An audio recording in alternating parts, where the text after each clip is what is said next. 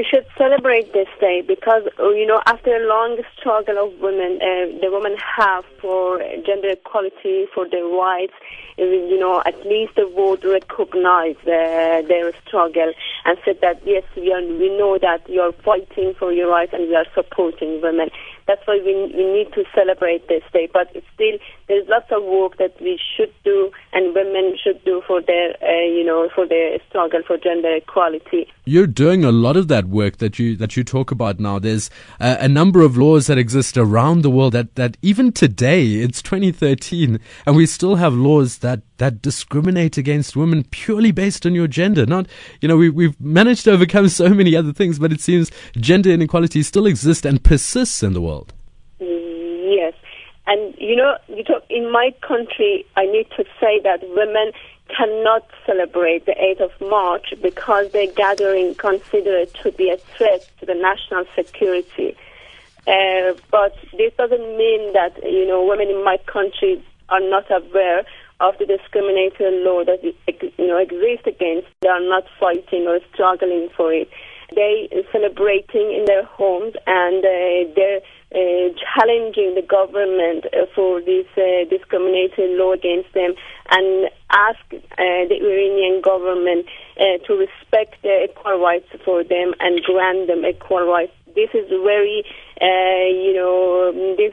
the law that discriminates against women is not in line with the situation of women. And unfortunately, not in Iran, in many other countries, still there are laws that discriminate against women.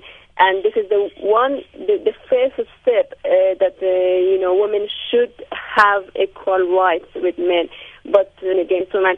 And sadly, this discrimination happened in a country that 65% of university students are women. It means that women are educated, they are active in public life, and they are, they're suffering from these discriminatory laws because these laws are not in line with their social status. And when they started to challenge this law because they're saying that this kind of law, it's against our dignity, it violates our rights, they will be charged by threatening national security. They will be put in jail and they will be receiving, severe punishment like a long-term imprisonment. This is very awful. Gail Masondo also joins me on the line, and I'd like to introduce you into the conversation, Gail, as well. You have an amazing story, and I'd like you to tell us a little bit about it. Early in your music career, when something really difficult happened to you, just tell us what happened. I was diagnosed here in South Africa. I was here on a business trip, my first trip actually, and got ill and was sent to Santon Clinic and had an intestinal blockage, which ended up with 8 inches of my intestines being removed, and then having discovered that I had the disease sarcoidosis. And over maybe an 18-month period of treatment, it finally got to a point where I was given 6 months to live because the disease had entered into my liver, my spleen, and into my lungs. And so my first few years living here in South Africa was really a touch-and-go, experience. I'm just grateful that I'm here today. Yeah, and able to overcome. Celebrate the fact that I think what we're celebrating when we, your first question was, should we be celebrating? I think what we're acknowledging the fact that the girl child and women and children, but the girl child in particular, we want to celebrate the fact that because we're still having more girl babies born each year, that there's a reason for us being here. But I think when you talk about celebration as far as popping, balloons flying in the air and popping wine bottles, I don't think that that's what we're talking about when we talk about celebrating. I think we're acknowledging the fact that more needs to happen, that the girl child, that women across this globe feel like they are equal in mind, body, and spirit, and treated with dignity and respect. I have a caller on the line, Sam, from the National Council of Women. Sam, good morning. Hi, it's Fran. Fran, hi, sorry about that, Fran. I've just been reading an article in the Weekly Telegraph, which I think could give a lesson for South Africa, and that is on meeting rape targets. Now, we know we have quotas for police stations, and it seems it's the same sort of thing in England or in Britain. And the article, which is called Rape Squad Pressurized Victims to Drop Cases in Order to Hit Targets, says that in fact what should be happening is, instead of trying to meet targets as a measure of success, rather focusing on the outcome for the victim. Otherwise it results in police losing sight of what policing is about. And I think this is perhaps a positive lesson for South Africa. We, in fact, unfortunately, at the moment seem to have a problem with a shortage of rape kits, and this is the kind of thing that should not be allowed to happen, because this also goes into the trying to show, less cases being reported.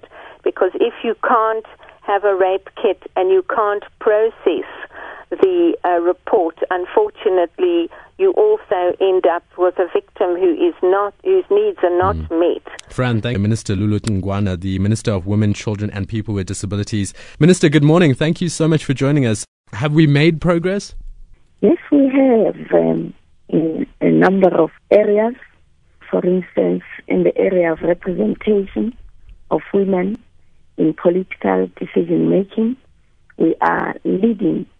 In the Commonwealth, we are number 3 at 44% women in parliament and 42% women cabinet ministers.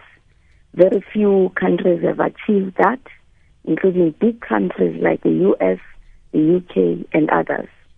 We have also passed very good legislation, starting off with our Constitution, which has in its Bill of Rights an equality clause, which ensures that we have equality irrespective of race, class, sex, gender, and sexual orientation. We have passed this year's theme, as you would know, is the elimination of violence against women and girls. We've passed all the relevant legislation, including the Domestic Violence Act and the Sexual Offences Act, which has also minimum sentences for crimes against women and children. So we have also met some of the Millennium Development Goals, like MDG 3, where we have more than 50% girls in our schools and at tertiary level.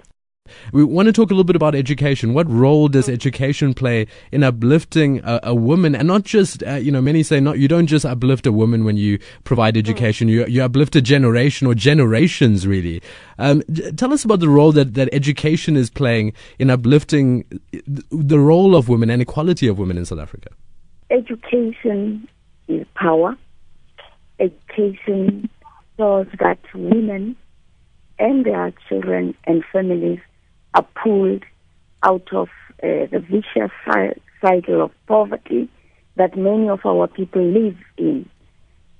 Through education, you enable a woman to be independent, to know her rights.